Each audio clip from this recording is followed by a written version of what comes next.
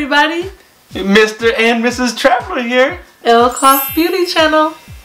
Coming to you with another Hot Topics Thursday. Yes, it's hot and it's at night, so. Yes.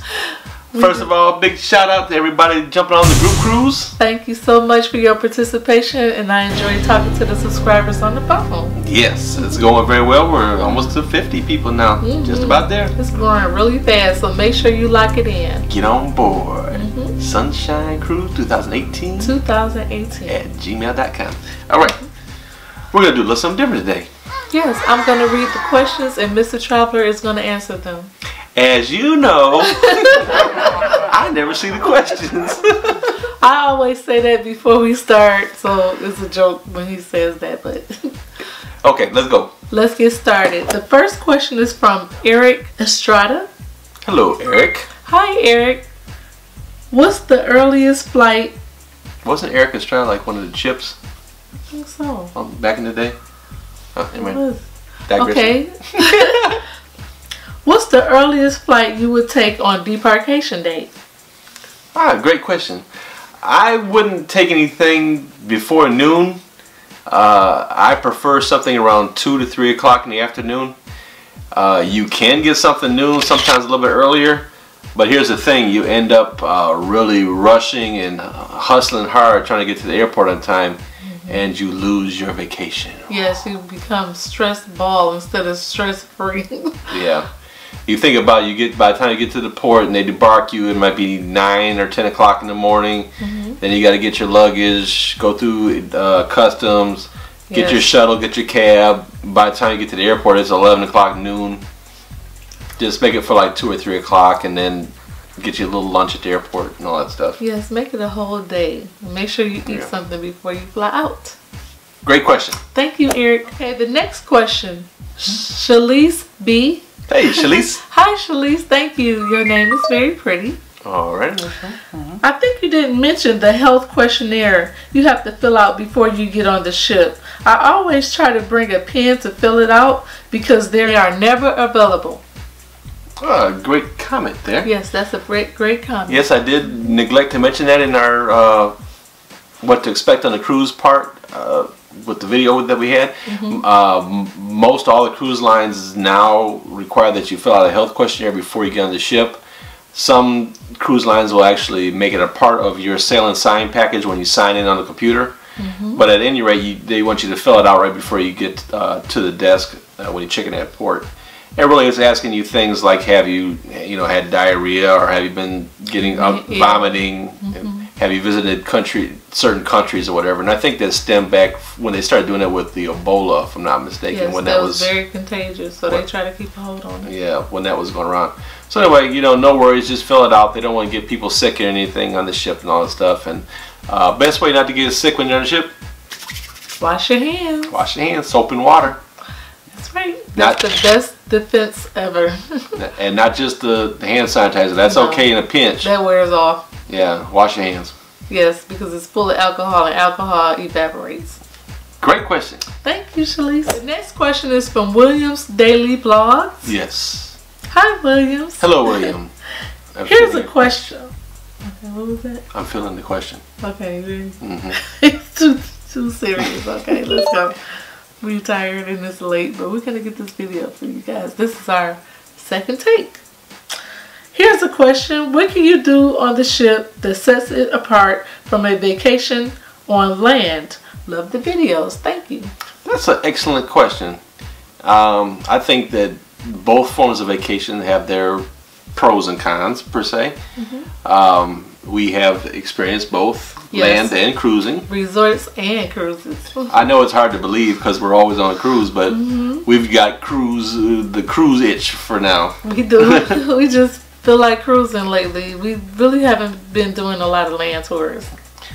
I would say there's not a whole lot of difference between an all-inclusive land and a cruise, which is pretty much all-inclusive.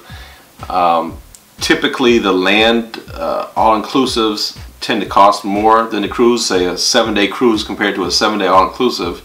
The 7-day inclusive for 9 times out of 10 is going to be expensive, more expensive, excuse me. And you're kind of limited to that island. Yes, it can get pricey, and you landlocked, so you can't really travel around like you can on a cruise. Which isn't necessarily a bad thing. Like we have learned from cruising what islands that we think we could go to and spend a week there, like St. Thomas or St. Martin. I think we would feel very comfortable at. There's islands that we traveled to through a cruise, and we said we want to go back and just stay. Right. And there's a lot to explore, so you wouldn't be bored with 7 days. Right. They tend to have the really big pools and the nice stuff like that. But we prefer cruising. That's just our motive, and some people prefer the land tours. But I think that's a great and fair question. Thank you so much, William. Thank you, and I hope that we answered your question. Thank you.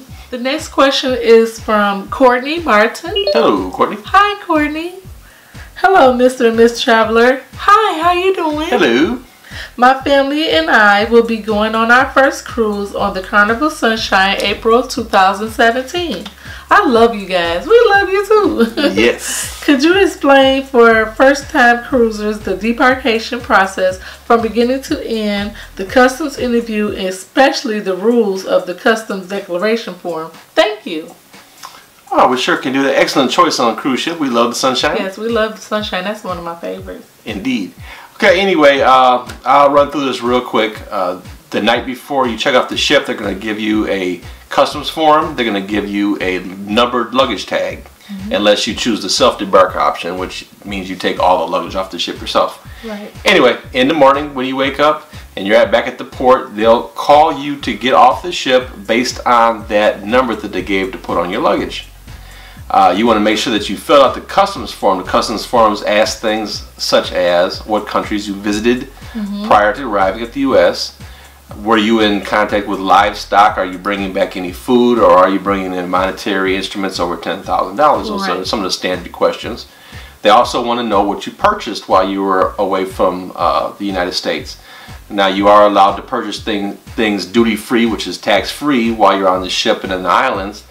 But there are limits to how much that you can bring back into the country duty-free per person. And that varies from which country you live in and what you're bringing in. Are you bringing in goods? Are you bringing in alcohol, tobacco? So there's limits on all of those things. And they're described on the form themselves. They actually give you the limits on there. So you fill all that stuff out. You get off the ship when they call your number. You go down into the, you'll bing your card last time off the ship, go down into the port, get your luggage, and you present yourself to the customs agent. They will review your form. You want to have your ID ready to go for them, already opened up. We usually put our customs form right inside the passport on the photo page, so we can just open it right up and give it to them. You only need one customs declaration page per family, and they will go over there, ask you a few questions about the form, and you'll be on your jolly way. Yeah. If they have any further questions, they will put you to the room to the side, or sometimes they do randomly pull people to the side just for random inspections too. So, and it's just that simple. Just that simple. Thank you so much for the question, Courtney. Yes, thank you. Before we go, I did want to give a big shout out to Sherry. I'm not going to say the middle name there. Sherry Cheney. I'm going to leave it at that because you have a very long first name. Hi, Sherry Cheney. Anyway, Sherry had sent me a comment and told me something I can share with you subscribers. Okay. That she found the Red Roof Plus in Miami. That she got a room for $104 for the night. Wow, at the Red Roof in Miami, that is really, really cheap. But it came with 8 days of parking. Oh my gosh. Parking is $30 a day in Miami because we just stayed at the Shelly when we went for our girls trip.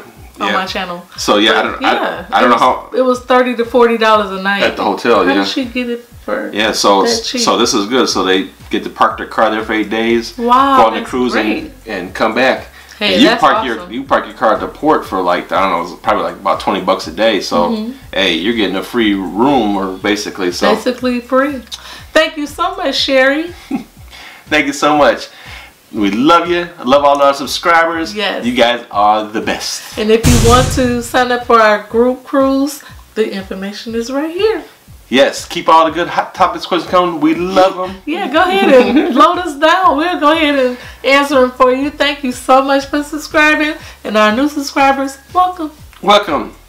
Hey, life's short. Have fun. Bye, guys. Bye, guys.